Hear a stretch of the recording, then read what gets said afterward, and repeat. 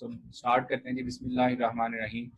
आज की डिस्कशन है यूनिट नंबर 11 चैप्टर 11 जो है फिजिक्स का। चूंकि इसको इंडिपेंडेंट इसलिए रखा है कि इसमें से मोस्ट कॉन्सेप्चुअल क्वेश्चन आते हैं चैप्टर नंबर 11 से, और मेजर पोर्शन जो आपका लाइट के बाद जो है वो सबसे ज़्यादा क्वेश्चन पूछे भी इधर से जाते हैं, इसलिए इसका इंडिपेंडेंट एक ही चैप्टर रखा हुआ था। टेस्ट नंबर 6 है जी, इसमें स्टार्ट करते हैं आज इसको।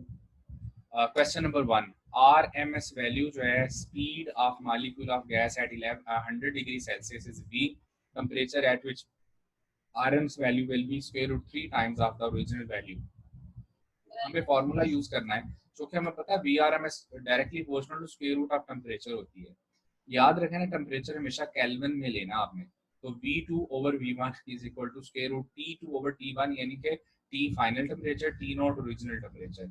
ओरिजिनल टेम्परेचर आपको गिवन है 100 डिग्री सेल्सियस, तो 273 ऐड करें, 373 केल्विन में आ जाएगा। तो केल्विन में वैल्यू पुट करनी है। V2 आपको बताया हुआ है under root 3 times of the original value, V से कैंसिल हो जाएगा, दोनों तरफ स्केयर लें तो 3 इंटू टी ओवर 373, आप यहाँ इसको 3 से मल्टीप्लाई करें तो 1119 केल्विन आपका आंसर आ गया। तो अब अगर आपने इसको डिग्री सेल्सियस में कन्वर्ट करना है, 1119 माइनस 273 करोगे, आपके पास आंसर 846 आ जाएगा। तो आरएमएस वैल्यू जो है वो directly proportional to square root of temperature होती है। यहाँ से आप जो है वो final over initial is equal to square root final temperature over initial temperature से फाइंड कर सकते हैं इस वाले क्वेश्चन का आंसर। तो यहाँ उसने फाइनल टेम्परेचर की वैल्यू पूछी हुई थी, सो आप इस तरह से इसको सॉल्व कर लेंगे। नेक्स्ट जो क्वेश्चन है जी, boiling point of water 95 conversion करनी है। कन्वर्जन के लिए फॉर्मूला मैं यूज किया करता हूँ कंपैरिजन में से, degree Celsius over 100 is equal to Fahrenheit minus 32 over 180। आप डायरेक्ट फॉर्मूला भी अप्लाई कर सकते हो, degree Celsius equal to 5 over 9 into Fahrenheit minus 32। ये देखें 100 इज डिवाइड हो रहा हो तो जाकर मल्टीप्लाई करके यही बनेगा ना, 5/9 इंटू फ़ारेनहाइट की वैल्यू पुट कर दें 95 माइनस 32, वो क्या होता है 63, 9 से 63 कैंसिल आउट हो जाएगा, आपका आंसर आ जाएगा 35 डिग्री सेल्सियस। क्योंकि डिग्री सेल्सियस में आपको आंसर पूछा हुआ था, तो आप डेल्टा आंसर आपका आ गया। तो कन्वर्जन वाले स्केल के इंपॉर्टेंट बेटा क्वेश्चन है, डिग्री सेल्सियस, फ़ारेनहाइट और केल्विन। कन्वर्जन के फॉर्मूले एक दफा रिवाइज करने हैं, लेक्चर में भी आपको बताए थे। एक दूसरे से लेक्चर्स भी शेयर कर लिया करें, जिन लोगों ने लेक्चर मिस किए हुए हैं और जिन लोगों ने लेक्चर नोट किया हुआ है, एक दूसरे से मिलकर शेयर कर लें तो ज़्यादा बेहतर है। क्वेश्चन नंबर 3 जी, रेफ्रिजरेटर है। रेफ्रिजरेटर में कह रहा है सिंक का टेम्परेचर 280 केल्विन है। इन वाले क्वेश्चंस में सिर्फ इतना ख्याल रखना है कि टेम्परेचर हमेशा केल्विन में लेने हैं। एफिशिएंसी होती है 1 minus T2 over T1। 50% efficiency का मतलब है एफिशिएंसी को आप 0.5 लेंगे, 50% मीन 0.5, तो एफिशिएंसी 0.5 रख ली। अब यहाँ से जो आप इसको सॉल्व करें, आपने जो कि T2 आपको गिवन है सिंक का टेम्परेचर, T1 यानी सोर्स का टेम्परेचर फाइंड करना था आपने, इसको सॉल्व करें। 0.5 1/2 भी होता है, वैसे इसको दूसरी तरफ ले जाएं, 1 माइनस 0.5, 0.5 आ गया, आप इसको 1/2 लिखें, क्रॉस मल्टीप्लाई करें, T1 की वैल्यू क्या आ जाएगी 560 केल्विन। सो वैसे भी 50% एफिशिएंसी के लिए एक आसान सी चीज़ बताता हूँ। 50% एफिशिएंसी का मतलब है कि सिंक का अगर टेम्परेचर आपका 280 है ना, तो जो सोर्स का टेम्परेचर है इससे डबल होना चाहिए। सो 280 मल्टीप्लाई बाय 2 करें, डायरेक्ट आंसर भी आ सकता है आपका 560। Next question number 4, temperature scale is independent of the nature of working substance, उसको कहते हैं केल्विन स्केल। केल्विन स्केल जो होता है वो independent of the working substance है, इसलिए इसके ऊपर डिग्री का निशान नहीं बनाते। ये फॉर योर इन्फॉर्मेशन का क्वेश्चन है, डेल्टा आंसर है। 5G, heat engine operating in reverse is called, इसको हम क्या कहते हैं रेफ्रिजरेटर। ये भी फॉर इन्फॉर्मेशन का क्वेश्चन था, बीटा आंसर है। 6G, 6 जरा गौर से सुनना बेटा, इसमें कहता है हाईएस्ट स्पेसिफिक हीट इनमें से किसकी है। स्पेसिफिक हीट क्या होती है, the heat required to raise the temperature of 1 mole of a gas जो है थ्रू 1 डिग्री सेल्सियस या 1 केल्विन। एक जस्ट 1 डिग्री सेल्सियस अगर टेम्परेचर बढ़ाना हो या 1 केल्विन टेम्परेचर बढ़ाना हो, जितनी हीट रिक्वायर होगी ना, उसको कहते हैं स्पेसिफिक हीट। अब जरा गौर से देखना है, इसका आंसर है सी। क्यों? ए वाले कर्व को अगर ऑब्जर्व करें, मैं ए को जो है यहाँ से डॉटेड लाइन ड्रॉ करूँ हीट के ऊपर, ए वाले कर्व को ऑब्जर्व करें तो देखें टेम्परेचर बहुत ज्यादा उसने गेन लिया, लेकिन हीट उसकी यानी स्पेसिफिक हीट कम है। ऐसे ही है। बी वाले कर्व पे गौर करें, अब स्पेसिफिक हीट इसकी ज्यादा, टेम्परेचर कम टेम्परेचर लेकिन स्पेसिफिक हीट बढ़ गई है। सी वाले पे गौर करें, इसने सबसे कम जो है सबसे ज्यादा हीट ली है, टेम्परेचर बढ़ाने के लिए। तो आप जरा गौर करें तो इसमें सी वाला जो है हमारा आंसर होगा, जो कि डॉटर लाइन अगर आप हीट वाले इस कर्व के ऊपर ड्रॉ करते हो तो आपको पता चल जाएगा, जो कि सी कर्व जो है ये वाला ऑब्जेक्ट सबसे ज्यादा सब्सटेंस हीट ऑब्जॉर्ब कर रहा है टेम्परेचर राइज करने के लिए। यानी कि सी वाले ने सबसे ज्यादा हीट ऑब्जॉर्ब भी की है लेकिन टेम्परेचर सबसे कम राइज हुआ है। इसका मतलब है कि सबसे ज्यादा इसकी हाईएस्ट स्पेसिफिक हीट होगी। तो इसका आंसर बेटा आपका कौन सा बनेगा? चार्ली। नेक्स्ट 7 जो है इसमें आरएमएस स्पीड जो कि स्क्वायर रूट ऑफ 1/√ऑफ डेंसिटी के इक्वल होती है। सो आरएमएस में इसमें उसने कहा हुआ है कि ऑक्सीजन और हाइड्रोजन को कंपेयर करना है। तो हाइड्रोजन को ऑक्सीजन की जो रेशो होगी वो square root of density of oxygen to density of hydrogen, जो कि डेंसिटी ऑफ ऑक्सीजन 16 टाइम्स होती है एज दैट ऑफ हाइड्रोजन। इसका मतलब है आप यहाँ वैल्यू पुट करोगे तो आंसर आएगा 4। 16 जो स्क्वायर रूट का आंसर 4 ही आएगा। तो इसका मतलब स्पीड यानी V R M S value in hydrogen जो है वो 4 times of the V R M S value in oxygen हो जाएगी। तो ऑक्सीजन की वी आर एम एस कितनी बताई हुई है? 500। आप इसको 4 से मल्टीप्लाई करें 2000 मीटर पर सेकंड, आपका आंसर आ जाएगा। Question number 8 ji, if the objects are in thermal equilibrium, thermal equilibrium का मतलब they are at the same temperature, so कहते हैं जी they can, फिर क्या होगा? They cannot be at the different temperature। तो चार्ली आंसर होना चाहिए। जब भी thermal equilibrium कह दें उसका मतलब ये होता है कि सारी की सारी बॉडीज जो हैं वो क्या है? at the same temperature। Question number 9 जी, ट्रिपल पॉइंट ऑफ वाटर जो है उसको किसको बोलते हो? जिसपे जो आपका वाटर होता है वो क्या होता है? सब्सटेंस, सॉलिड, लिक्विड और vapour all are in equilibrium form में होते हैं। तो इसलिए आंसर कौन सा आपका बनेगा? चार्ली।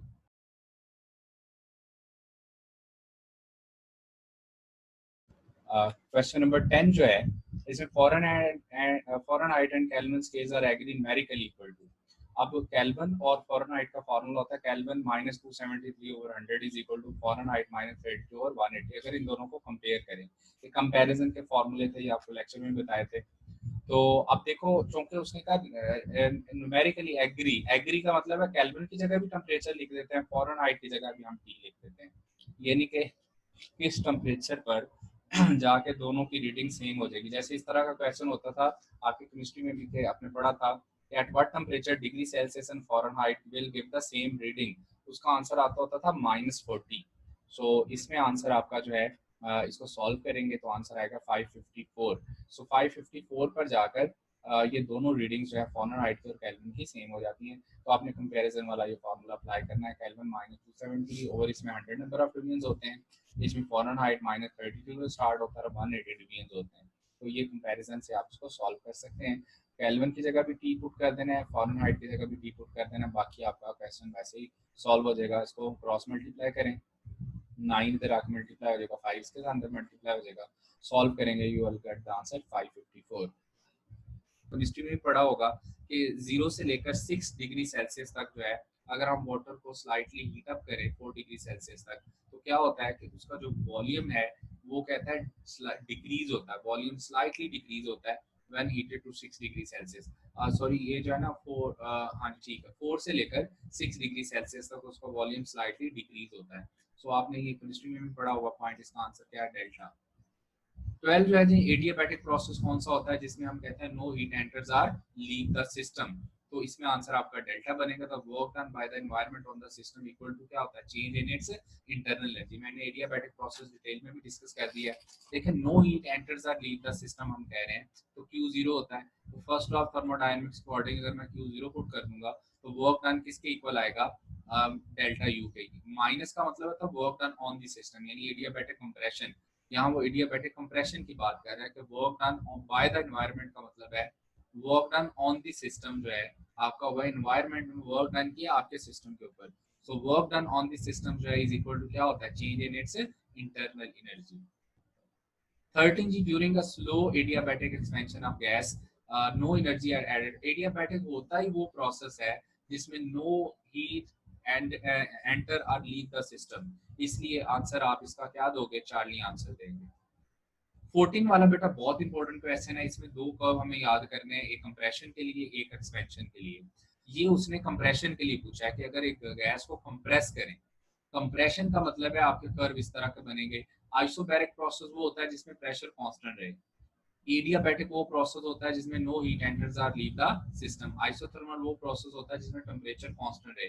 और आइसोकोरिक प्रोसेस वो होता है जिसमें वॉल्यूम कांस्टेंट रहे।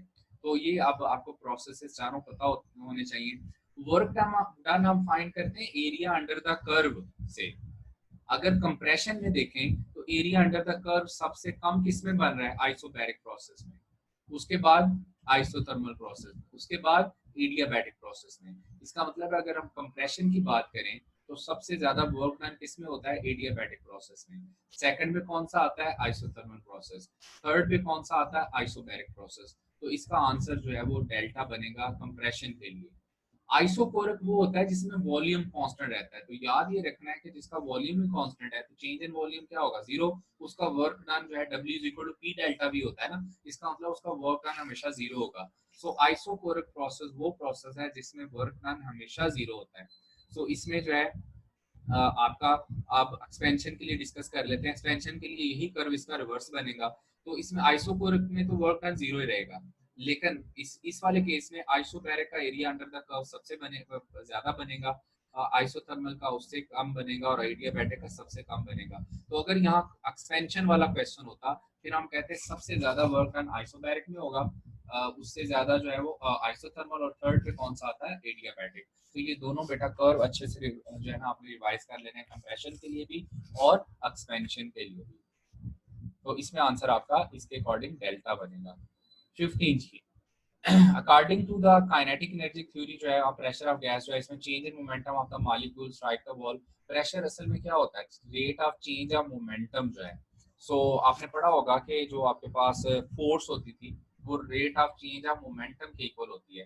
प्रेशर होता है फोर्स ओवर एरिया। तो फोर्स की जगह rate of change of momentum put कर दें तो आपका यही बनेगा ना, change in momentum of the molecules per unit area, जितने वो स्ट्राइक कर रहे हो उसको हम क्या बोलते हैं, प्रेशर बोलते हैं। सो आंसर आपका क्या बनेगा, बीटा। और 16 का temperature of the gas mostly closely related to translational kinetic energy, क्योंकि हमने पढ़ा था translational kinetic energy is directly proportional to temperature, या temperature is directly proportional to translational kinetic energy. RMS speed का फॉर्मूला होता था कि आप सारी वेलोसिटीज का स्क्वायर लेकर उनको टोटल से डिवाइड करके स्क्वायर रूट ले लेते थे। इसका आंसर आपका क्या बनना है, चार्ली। इसको बोलते हैं रूट मीन स्क्वायर स्पीड। तो ये रूट मीन स्क्वायर स्पीड का फॉर्मूला है। As the pressure in ideal gas is increase 18 वाले आइसोथर्मली एवरेज माल आइसोथर्मली आइसोथर्मल टेम्परेचर ऐसा प्रोसेस होता है जिसमें टेम्परेचर कांस्टेंट रहे। आइसोथर्मल वो प्रोसेस है जिसमें हम कहते हैं temperature of the body remains constant, इसको हम कहते हैं आइसोथर्मल प्रोसेस। अब आइसोथर्मल में जो टेम्परेचर ही कांस्टेंट रहता है तो एवरेज मॉलिक्यूलर स्पीड भी कांस्टेंट रहेगी, वो भी सेम रहेगी, जो कि V R M S directly proportional to square root of temperature होता है। टेम्परेचर कांस्टेंट तो एवरेज स्पीड भी कांस्टेंट, इसलिए आंसर क्या आएगा, डेल्टा। और ये तो बहुत सिंपल है, ratio of specific heat at constant pressure to specific heat at constant volume जो है, सीपी चूंकि ऑलवेज सीपी माइनस सीवी किसके इक्वल होता है, आर के इक्वल। तो उसने पूछा हुआ है constant pressure to constant volume, तो ये ऑलवेज ग्रेटर देन 1 होना चाहिए। इसका आंसर चार्ली बनेगा, नॉट बीटा। क्योंकि अगर ये सीबी टू सीपी पूछा होता फिर आंसर बीटा होता। इसमें आंसर बनेगा चार्ली, जो कि उसने कहा ratio of specific heat at constant pressure to constant volume, जो कि सीपी ओवर सीवी जो है वो क्या होता है, सीपी चूंकि ऑलवेज ग्रेटर देन सीवी होता है तो सीपी ओवर सीवी क्या हो जाएगा, ग्रेटर देन 1। तो इसमें आंसर आपका कौन सा बनेगा, चार्ली। इसमें चार्ली आंसर आना बेटा, मार्क नहीं ठीक हुआ होगा, इसमें आंसर चार्ली बनेगा। नेक्स्ट है जी 20 में, इन ऑल रियल प्रोसेसेस जिसमें हीट ट्रांसफर होती है अवेलेबिलिटी ऑफ डूइंग वर्क हमेशा डिक्रीज करेगी। ये कॉन्सेप्ट ऑफ एंट्रोपी है। एंट्रोपी के अकॉर्डिंग जब भी हीट ट्रांसफर अकर करती है, लॉ ऑफ एंट्रोपी के अकॉर्डिंग यूजफुल एनर्जी का हम लॉस कर देते हैं, और यूजफुल एनर्जी का अगर हम लॉस करेंगे तो ज़ाहिर वर्क डन की अवेलेबिलिटी कम होती जाएगी। सो आंसर कौन सा है, beta. Carnot engine working between the same two temperature, इसको कहते हैं कॉर्नट थ्योरम। सो इसका आंसर आएगा बीटा। और याद रखिएगा कॉर्नट इंजन में आपने पढ़ा था कि उसकी एफिशिएंसी वर्किंग सब्सटेंस पे डिपेंड नहीं करती, सिर्फ इनिशियल और फाइनल टेम्परेचर पे डिपेंड करती है। बीटा आंसर है। एडियाबैटिक प्रोसेस, एडियाबैटिक वो प्रोसेस होता है जिसमें पीवी की power gamma is constant gas, Boyle's law जो है ये वाला जो है वो बॉयल्स लॉ किसके लिए है, एडियाबैटिक प्रोसेस के लिए। Work done is equal to change in its internal energy होता है, ये भी ठीक है। एक्सपेंशन क्या होती है, वेरी फास्ट। इसका मतलब answer is all of these. Adiabatic processes जितने भी होते हैं वो बहुत ही फास्ट होते हैं, अब्रप्ट होते हैं। पहले दो तो ज़ाहिर है सिंपली फॉर्मूले हैं, ये तो आपको याद ही होंगे। जो आइसोथर्मल प्रोसेसेस होते हैं वो बहुत स्लो होते हैं, और जितने भी एडियाबैटिक प्रोसेस होते हैं वो क्या होते हैं, बहुत ही फास्ट होते हैं। सो ये याद रखना आपने। इसमें बेटा ज़्यादातर कॉन्सेप्ट्स हैं, इसलिए जो है ना आपको यूनिट रिवाइज करना बहुत ज़रूरी है। साथ साथ all change which occur suddenly, वो कौन से होते हैं, इन्वॉल्व फ्रिक्शन, जिनमें फ्रिक्शन आ जाए। जितने भी ऐसे प्रोसेसेस हैं जिनमें फ्रिक्शन इन्वॉल्व हो जाए, वो सारे के सारे कौन से प्रोसेस होते हैं, वो इरिवर्सिबल होते हैं। ऑल नेचुरल प्रोसेसेस, जितने भी नेचुरल प्रोसेसेस हैं जो आपके वो सारे के सारे जितने भी इरिवर्सिबल प्रोसेस हैं, उनमें एंट्रोपी हमेशा इंक्रीज करती थी। ये भी मैंने आपको लेक्चर में बताया था, वो भी याद रखना है। और जितने भी रिवर्सिबल प्रोसेस और एडियाबैटिक प्रोसेस में एंट्रोपी क्या रहती है, सेम रहती है। तो ये आपका आंसर जो है चार्ली बनेगा 24 का। तो एंट्रोपी याद रखना है, जितने भी इरिवर्सिबल प्रोसेसेस और नेचुरल प्रोसेसेस हैं उसमें एंट्रोपी इंक्रीज करती है, और जितने भी रिवर्सिबल और एडियाबैटिक प्रोसेस होते हैं उनमें एंट्रोपी सेम रहती है। तो 24 का आंसर चार्ली बनेगा। कोल्ड मिल्क जो है poured into a hot cup of tea mixed with spoon in this cooling tea as an example of ये irreversible process है। जब एक दफा हीट जो है वो लो टेम्परेचर से हाई की तरफ फ्लो कर गई, उसके बाद जो है वो जाहिर है वो हमारे लिए जो है अवेलेबिलिटी ऑफ हीट क्या कब होती है, वर्क डन कब पॉसिबल होता है, जब हीट हाई टेम्परेचर रेजरवायर से लो टेम्परेचर रेजरवायर की तरफ फ्लो कर रही हो। जब आपने हॉट कप में उसको पोर कर दिया, तो ज़ाहिर है हीट उसने सारी ऑब्जॉर्ब कर लेनी है उसी time. So there is no availability of जो है वो रिवर्सिबल प्रोसेस जो है उसमें। तो ये कौन सा प्रोसेस है, रिवर्सिबल है। नेक्स्ट ये ना रूम डोर, अगर हम जो है रेफ्रिजरेटर को ओपन कर दें तो इसकी टेम्परेचर के साथ क्या होगा, ये इंक्रीज हो जाएगा। बहुत सारी बुक्स में लिखा हुआ है कि इसका टेम्परेचर ना कांस्टेंट रहेगा। अब गौर से सुनना है, अगर हम रेफ्रिजरेटर का डोर ओपन कर देते हैं तो जितनी वो हीट जो है ना एग्जॉस्ट कर रहा है, बाहर फेंक रहा है, उतना अंदर उसका टेम्परेचर कम होता जा रहा है। सो अगर दोनों का सम लें तो वो जीरो आ जाएगा। लेकिन क्योंकि रेफ्रिजरेटर जो है वो प्रैक्टिकल मशीन है, उसकी एफिशिएंसी 100% हो ही नहीं सकती, इसलिए जो है हम रिमेन सेम आंसर नहीं कह सकते। इसका आंसर हमेशा आपने क्या देना है, इट विल इंक्रीज, क्योंकि वो उसका जो ज़ाहिर है रेफ्रिजरेटर का जो कंप्रेसर है उसकी एफिशिएंसी 100% नहीं है, तो वो ज़ाहिर है वो हीट ज़्यादा एग्जॉस्ट करेगा, अंदर टेम्परेचर कम जो है वो डिक्रीज करेगा। तो इसका आंसर बेटा कौन सा बनेगा, अल्फा, यानी कि इट विल इंक्रीज। नेक्स्ट है जी आपके पास क्वेश्चन नंबर जो है 27। इसमें आपके पास एफिशिएंसी का फॉर्मूला होता है 1 - Q2/Q1। ये बड़ा इंपॉर्टेंट क्वेश्चन है। आमतौर पर समझ ही नहीं आता सॉल्व कैसे करना है, क्योंकि इसमें दो फॉर्मूले इन्वॉल्व होते हैं। एक एफिशिएंसी का फॉर्मूला 1 - Q2/Q1, एक फॉर्मूला होता है एफिशिएंसी का आउटपुट ओवर इनपुट। आउटपुट किसको हम बोल रहे होते हैं, वर्क को। इनपुट किसको कह रहे होते हैं, Q1 को। तो ये वाला फॉर्मूला भी याद रखना है। तो मैं एफिशिएंसी की जगह अगर वर्क ओवर Q1 पुट कर दूं, तो work over Q1 is equal to 1 - Q2/Q1। यहाँ से आप Q1 की वैल्यू जो है ना फाइंड कर लेंगे, आंसर आपका आ जाएगा 700 जूल। तो यहाँ पर बेटा दो फॉर्मूले at the same time use होने हैं। ये वाला एफिशिएंसी का फॉर्मूला भी बड़ा इंपॉर्टेंट है, इससे रिलेटेड भी बहुत सारा दफा क्वेश्चन आते हैं। एफिशिएंसी आउटपुट ओवर इनपुट होती है, आउटपुट आप वर्क को कहते हो और Q1 जो है वो हीट ऑब्जॉर्ब को कहते हैं। सो देखिए यहाँ हीट ऑब्जॉर्ब आपको दी हुई थी, आपने हीट जो है ना रिजेक्टेड फाइंड करनी थी, जबकि वर्क डन जो है आपको 300 की गिवन था। तो आप यहाँ पर ये दोनों फॉर्मूले at the same time apply करेंगे तो आंसर आएगा। नेक्स्ट है जी मैक्सिमम पॉसिबल एफिशिएंसी जो है, दो टेम्परेचर आपको गिवन है सोर्स और सिंक का। मैंने आपको अभी बोला थोड़ी देर पहले कि ये वाला फॉर्मूला यूज ही तब होना है जब सोर्स और सिंक का टेम्परेचर जो है ना आप केल्विन में लेंगे। ये आपको डिग्री सेल्सियस में टेम्परेचर गिवन है, आपने वैल्यू केल्विन में पुट करनी है। केल्विन में पुट करेंगे तो ये कैंसिल आउट होकर 1/2 आ जाएगा। 1 - 1/2 क्या था, 1/2। आपका आंसर 50% आ जाएगा। 29 जी 1110 आपको heat added to a gaseous system, internal energy 40 है। ये सिंपल है जी, Q is equal to delta U plus W होता है according to first law of thermodynamics. Work done किसके इक्वल हो जाएगा, Q minus delta U. Q is 110 minus delta U करेंगे 40, आपका आंसर 70 आ जाएगा। नेक्स्ट है जी 30 वाला, a given system undergoes a change internal energy and its work done is equal to decrease in internal energy। ऐसा system जिसमें work done exactly equal to change in internal energy के equal हो, वो हमेशा कौन सा प्रोसेस होता है, एडियाबैटिक प्रोसेस होता है, क्योंकि उसमें Q की वैल्यू जीरो होती है। तो आंसर कौन सा आपका बनेगा, chart. How heat is supplied, 1 mole of a gas at constant pressure does not amount of work does an amount of work with W rise in temperature। First law के according Q is equal to क्या होता है, delta U plus work done. यहाँ से delta U किसके equal हो जाएगा, Q minus W, और कांस्टेंट प्रेशर के ऊपर जितनी भी चेंज इन इंटरनल एनर्जी आती है वो सी पी डेल्टा टी के इक्वल होगी। तो अमाउंट ऑफ जितनी चेंज इंटरनल एनर्जी आ रहा है वो सी पी डेल्टा टी के इक्वल होगी। तो यहाँ से अगर चेंज इन टेम्परेचर हमें फाइंड करना हो या राइज इन टेम्परेचर उसने कहा था बताओ, तो डेल्टा टी किसके इक्वल हो जाएगा, Q minus W divided by क्या हो जाएगा, सी पी। इसमें बेटा आपका आंसर कौन सा बन रहा है, 4 डिग्री। बेटा अब अब्दुल्ला अगर आपका कोई question, in an adiabatic process the quantity which remains constant is adiabatic process जो है उसमें आंसर हम none of these कहेंगे, क्योंकि adiabatic process में हम कहते हैं no heat enters or leave the system। आप एडियाबैटिक कंप्रेशन भी कर सकते हैं, एडियाबैटिक एक्सपेंशन भी कर सकते हैं। इसका मतलब है वॉल्यूम भी चेंज हो सकता है, टेम्परेचर भी चेंज हो सकता है और इंटरनल एनर्जी भी चेंज हो सकती है। सो इसलिए आंसर आप इसका क्या देंगे, none of these. Specific heat of the gas isothermal, isothermal process में टेम्परेचर चूंकि कांस्टेंट रहता है तो जो स्पेसिफिक हीट है वो इनफाइनाइट होगी। सो याद रखना है चूंकि Q is equal to C delta T होता है ना, Q is equal to N C delta T, let से कर लें तो C इज इक्वल टू क्या होगा, Q ओवर डेल्टा टी। तो change in temperature zero put करें, समथिंग डिवाइडेड बाय जीरो क्या होता है, इंफिनिटी। आपका आंसर क्या आ जाएगा, अल्फा इंफिनिटी। तो इसका आंसर बेटा इंफिनिटी होगा। और जो आपके पास ये आइसोथर्मल के लिए आंसर इंफिनिटी आता है, एडियाबैटिक प्रोसेस के लिए इसका आंसर क्या आता है, जीरो, जो कि उसमें हम कहते हैं नो हीट एंटर्स और लीव द सिस्टम।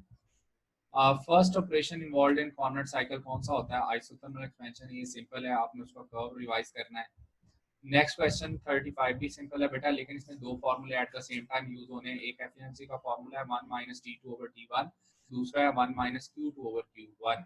सो इसमें जो है दोनों को इक्वेट कर लें तो आपके पास फॉर्मूला बन जाता है T2 over T1 is equal to Q2 over Q1। So ये वाला भी इंपॉर्टेंट फॉर्मूला है। ये भी याद रखना है कि एफिशिएंसी 1 माइनस T2 और T1 भी होती है, 1 माइनस Q2 ओवर Q1 भी होती है। दोनों को आप इक्वेट करके ये फॉर्मूला बना सकते हैं। हमें यहाँ से T2 फाइंड करना है, T1 की वैल्यू 500 गिवन है, Q2 150 है, Q1 300 है। इसको सॉल्व करेंगे you will get the answer 250 kelvin. So ये भी इंपॉर्टेंट क्वेश्चन है 35 जो है, इसमें दोनों फॉर्मूले at the same time use हो रहे होते हैं। नेक्स्ट है जी 36, law of conservation of energy can be related to, answer is human metabolism की आपकी बुक में एग्जांपल गिवन है, बाईसाइकिल पंप की एग्जांपल गिवन है, तो वो लॉ ऑफ कंजर्वेशन ऑफ जो है एनर्जी को ही रिप्रेजेंट कर रहे होते हैं। वैसे भी फर्स्ट लॉ ऑफ थर्मोडायनामिक्स जो है वो है ही फॉर्म किसकी, law of conservation of energy की। तो आंसर यहाँ बीटा बनेगा। नेक्स्ट है जी which of the following is not the function of state, function of state जो है हीट नहीं है, प्रेशर जो है ये भी फंक्शन ऑफ स्टेट है, स्टेट के साथ चेंज होता है। टेम्परेचर भी इनिशियल और फाइनल स्टेट पे डिपेंड करता है, प्रेशर भी इनिशियल और फाइनल स्टेट पे डिपेंड करता है, वॉल्यूम भी इनिशियल और फाइनल स्टेट पे डिपेंड करता है, इंटरनल एनर्जी भी इनिशियल और फाइनल स्टेट पे डिपेंड करता है। याद रखना हीट स्टेट फंक्शन नहीं है। हीट बेसिकली क्या होता है, एनर्जी इन ट्रांजिट।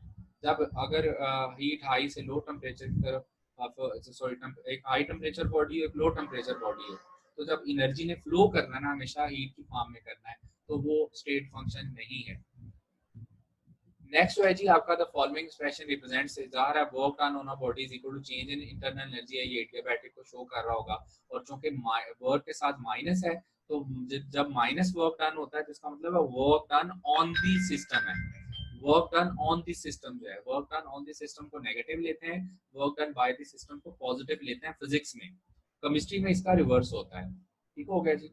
नेक्स्ट जो है 39 में, to gases A and be having same number of molecules, अगर टेम्परेचर 10 था 10 से 12 हो गया। अब और से सुनना है, जो आपके पास जो है मोलर स्पेसिफिक हीट, चाहे आप कांस्टेंट प्रेशर पे बढ़ाएं, चाहे आप कांस्टेंट टेम्परेचर पे वॉल्यूम पे बढ़ाएं, अगर टेम्परेचर सेम राइज हुआ है, अब देखें 10 से 12 डिग्री सेल्सियस हुआ है, हमें इससे कोई गर्ज नहीं है वो एट कांस्टेंट प्रेशर पे हुआ हो, वो एट कांस्टेंट वॉल्यूम पे हुआ हो, क्योंकि इंटरनल एनर्जी क्या है, स्टेट फंक्शन है, वो सिर्फ इनिशियल और फाइनल स्टेट पे डिपेंड करती है। तो अगर टेम्परेचर 10 से 12 डिग्री सेल्सियस हो गया है, चाहे वो कांस्टेंट प्रेशर पे हुआ है, चाहे वो कांस्टेंट वॉल्यूम पे हुआ है, हमें से कोई गर्ज नहीं है, तो दोनों केसेस में इंटरनल एनर्जी सेम बढ़ेगी। आंसर इज बीटा, क्योंकि टेम्परेचर चेंज दोनों में, ये दोनों सिस्टम में एक जैसा आया है। 40 में जी एफिशिएंसी ऑफ कॉर्नेट इंजन कितनी होती है, एफिशिएंसी ऑफ कॉर्नेट इंजन जो कि आइडियल इंजन है मैक्सिमम होती है, लेकिन 100% नहीं होती। 100% इसलिए नहीं होती कि 100% उस सूरत में हो सकती है अगर हम सिंक का टेम्परेचर जो है वो 0 केल्विन ले लें, जो कि प्रैक्टिकली पॉसिबल ही नहीं है। इसलिए आपकी बुक में बड़ा क्लियर लिखा हुआ है कि एफिशिएंसी ऑफ कॉर्नर टेंजन हम मैक्सिमम से मैक्सिमम तो ले सकते हैं, लेकिन बट नॉट इक्वल टू 100%।